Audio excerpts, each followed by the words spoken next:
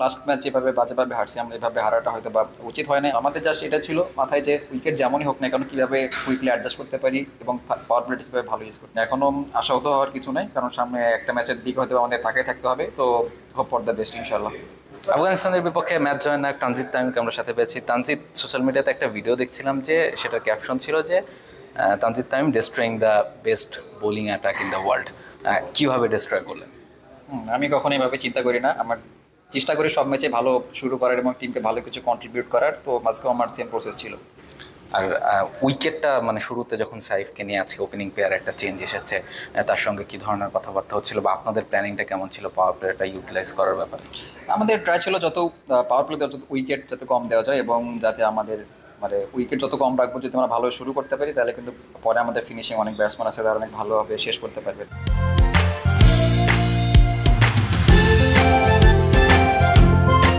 তো আমাদের জাস্ট এটা ছিল মাথায় যে উইকেট যেমনই হোক না কেন কিভাবে কুইকলি অ্যাডজাস্ট করতে পারি এবং পাওয়ার প্লেটা কিভাবে ভালো ইউজ করতে পারি।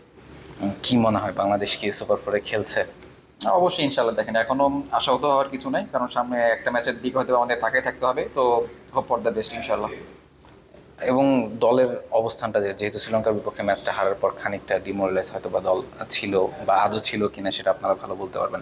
এই ম্যাচটা জয়ের পর যদি আপনারা সুপার ফোরে খেলেনও, তাহলে আসলে কোন মেন্টাল স্টেটটা নিয়ে আপনারা যেতে পারবেন?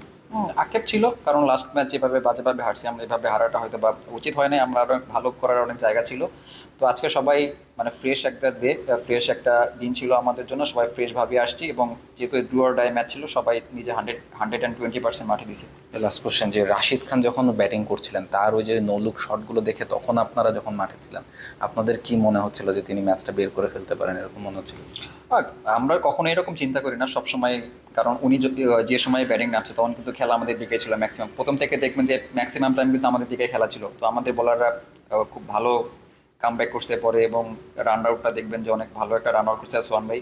তো সবাই অনেক ভালো এফোর্ট দিছে মাঠে। নাসুমের বোলিংটা অবশ্যই এক্সেপশনাল।